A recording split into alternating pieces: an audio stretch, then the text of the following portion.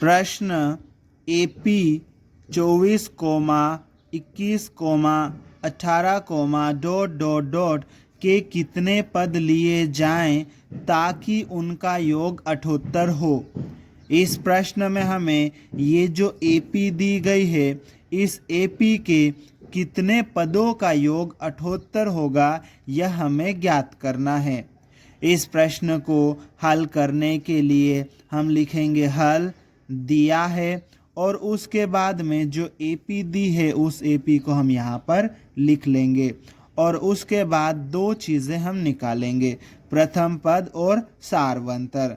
तो हम लिखेंगे यहाँ पर प्रथम पद A बराबर, इस AP का प्रथम पद कितना है 24, तो यहाँ पर लिख देंगे हम 24, और उसके बाद में हमें निकालना है सार्वंतर D बराबर। कैसे निकालेंगे सार्वंतर?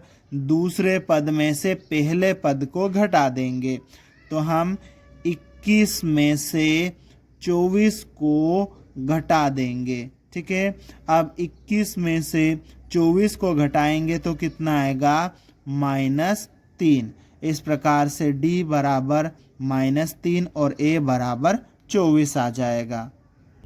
अब हमें इस प्रश्न में यह ज्ञात करना है कि इस AP के कितने पदों का योग 78 है। ठीक है, तो हमें मालूम नहीं है कि इस AP के कितने पदों का योग 78 है, तो हम n पदों का योग 78 मान लेंगे। ठीक है, तो लिखेंगे माना कि प्रथम n पदों का योग Sn बराबर 78 है। ठीक है, अब n पदों के योग का सूत्र हम यहाँ पर लिख देंगे। ठीक है, सूत्र हमने लिख लिया, ये बराबर का चिन्ह और ये 78।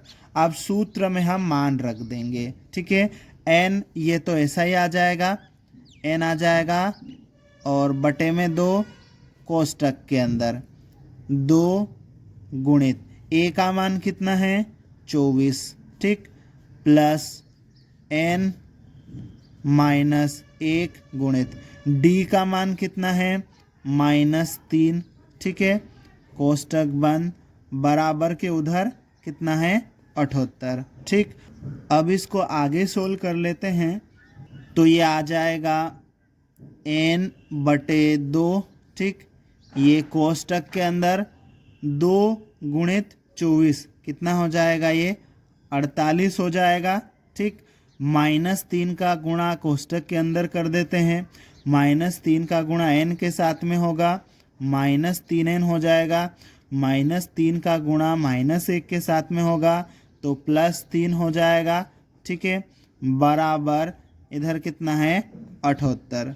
ठीक है, अब क्या करेंगे हम, ये जो बटे में 2 है, इस 2 को बराबर के उधर भेजेंगे तो 78 के साथ में गुणा में चले जाएगा। ठीक है, तो इस 2 को उधर भेज देते अपन। ठीक, तो यहाँ पर क्या हो जाएगा, ये n रहेगा। ठीक, कोष्टक के अंदर ये 48 प्लस का है और 3 भी प्लस का है, 48 + 3 कितना हो जाएगा 51 हो जाएगा। ठीक, फिर ये -3n हो जाएगा। ठीक, और ये बराबर का चिन्ह और ये 78, ये 2 इधर बटे में था, अब बराबर के उधर चले जाएगा तो 78 के साथ में गुणा में आ जाएगा। ठीक है, अब आगे सोल्व कर लेते हैं, n का अंदर गुणा कर देते हैं हम। ठीक है, n का गुणा 51 के साथ में करेंगे तो ये हो जाएगा 51n, n का गुणा -3n के साथ में करेंगे तो -3n का वर्ग हो जाएगा, बराबर। अब 78 के साथ में 2 का गुणा करेंगे तो ये हो जाएगा 156। अब आगे हम क्या करते हैं कि ये जो -3n का वर्ग है ना, इसको आगे लिख लेते हैं, तो यहाँ पे आ जाएगा -3n और इसका वर्ग। ठीक, फिर ये +51n।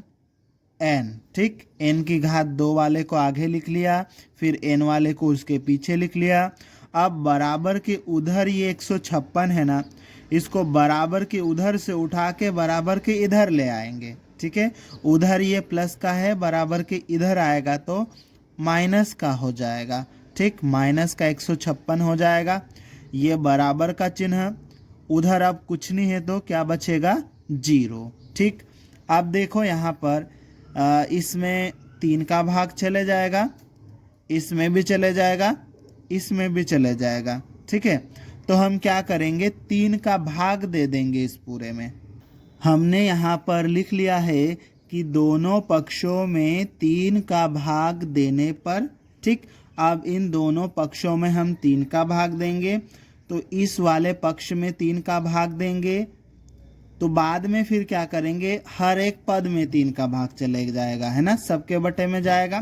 तो हम डायरेक्ट कर देते इसको, इसमें 3 का भाग देंगे तो कितना आ जाएगा, 1 आएगा, है ना, 1 का गुणा n का वर्ग के साथ में करेंगे तो वही आ जाएगा। ठीक, प्लस अब 51 में 3 से भाग देंगे तो कितना आ जाएगा, 17, और उसके साथ में n है, माइनस फिर 156 में 3 से भाग देंगे तो कितना आ जाएगा, यह आ जाएगा 52, और ये बराबर का चिन्ह और 0। ठीक, अब देखो यहाँ पर ये जो पहला वाला पद है इसका चिन्ह माइनस का है। ठीक है, तो हम इसका चिन्ह बदल लेते हैं, है ना, इसका चिन्ह माइनस नहीं होना चाहिए, तो यहाँ हम लिख देंगे चिन्ह बदलने पर। अब हम इस पूरे समीकरण के चिन्ह बदलेंगे। ठीक है, समीकरण का चिन्ह बदलेंगे तो इस समीकरण के हर एक पद का चिन्ह बदल जाएगा। ठीक है, चिन्ह बदलने का मतलब है जो माइनस का है वो प्लस में हो जाएगा और जो प्लस का है वो माइनस में हो जाएगा। ठीक है, तो इस पूरे समीकरण का हम चिन्ह बदल रहे हैं। तो देखो ये माइनस का n स्क्वायर है, ठीक है, तो ये प्लस का हो जाएगा। ठीक है, n स्क्वायर, n का वर्ग। ठीक, ये प्लस का है तो माइनस का 17n, और ये माइनस का है तो प्लस 52 हो जाएगा, और ये बराबर का चिन्ह और उधर 0। अब हमारे पास में ये जो समीकरण आया है ये एक द्विघात समीकरण बन गया है। ठीक है, अब ये जो द्विघात समीकरण है इसको हमें गुणनखंड विधि से हल करना पड़ेगा। ठीक है, और जब हम गुणनखंड विधि से वर्ग समीकरण या द्विघात समीकरण को हल करते हैं तो मध्य पद मिडिल टर्म के 2 टुकड़े करते हैं। ठीक है, इस समीकरण के मध्य पद को बांटने के लिए हम एक रफ पेज ले लेंगे। ठीक है, और ये जो मध्य पद है इसके पड़ोस में देखो क्या है, n का वर्ग, और इसके साथ में गुणा में कितना है, कुछ नहीं दिख रहा, मतलब 1, तो 1 को ले लेना है। और ये अचर संख्या 52, इसको ले लेना है। ठीक, दोनों का गुणा कर देंगे तो कितना आ जाएगा, 52।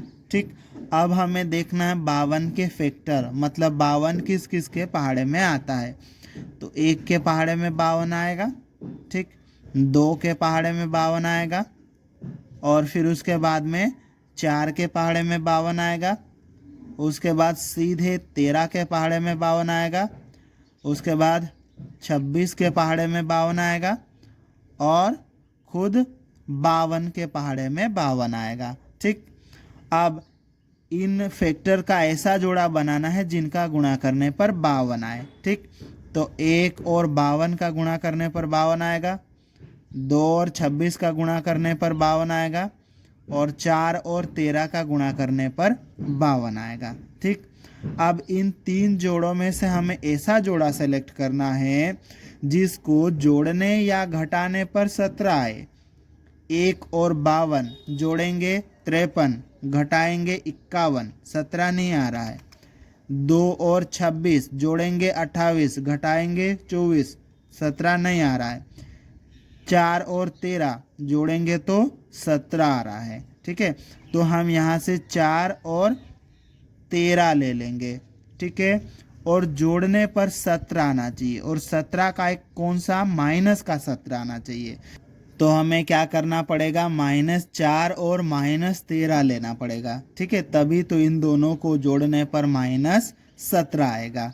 ठीक है, तो वहाँ पर -17n है, तो यहाँ पर भी हम n लिख देते हैं, सब जगह n लगा देते हैं। -4n 13n कितना हो जाएगा -17n। ठीक, तो -17n की जगह पर हम क्या लिख सकते हैं -4n -13n। ठीक है, तो हम यहाँ पर लिख देते हैं ये n का वर्ग -17n की जगह पर -4n -13n और ये प्लस एक ये 52 बराबर का चिन्ह और 0। ठीक है, अब हम इसको सोल्व कर लेंगे। आगे क्या करेंगे, पहले तो जोड़ा बना लेते हैं। ये आगे का जोड़ा, ये पीछे का जोड़ा बन गया। अब इस जोड़े में देखो क्या कॉमन आ रहा है, यहाँ दोनों जगह n है तो n कॉमन आ जाएगा। ठीक, यहाँ से एक n चले गया तो एक n बच जाएगा, फिर ये -4।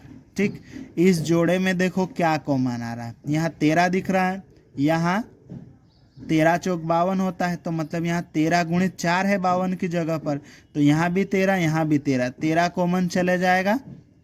ठीक है, और स्टार्टिंग वाला माइनस का है तो -13 कॉमन चले जाएगा, तो अंदर क्या बचेगा प्लस का n। ठीक, यहाँ 13 गुणित 4 था, 13 कॉमन जाएगा तो क्या बचेगा 4। ठीक, और माइनस हम कॉमन ले रहे हैं तो ये अंदर वाले का चिन्ह बदल जाएगा, प्लस है तो क्या हो जाएगा ये माइनस, और बराबर के उधर 0। ठीक, अब यहाँ पर इस पूरे को एक जोड़ा समझ लो, तो देखो यहाँ n-4, यहाँ भी n-4 है, दोनों जगह है, इसको कॉमन ले लेंगे तो n-4 अगर हम कॉमन लेंगे तो देखो अंदर क्या बचेगा, यहाँ से ये चले गया तो ये n बच जाएगा, यहाँ n-4 ये चले गया तो ये 13 बच जाएगा। ठीक, और बराबर का चिन्ह और ये 0। ठीक, अब क्या करेंगे, हम इसको सोल्व कर लेंगे। ठीक, इस टुकड़े को 0 के बराबर रख देंगे। ठीक, और या लिखेंगे, और दूसरे वाले टुकड़े को भी 0 के बराबर रख देंगे। ठीक है, अब 4 को उधर भेजेंगे, इधर माइनस का उधर भेजेंगे तो प्लस का हो जाएगा। ठीक है, तो ये n बराबर कितना हो जाएगा 4 हो जाएगा, 0 + 4 4 ही होगा।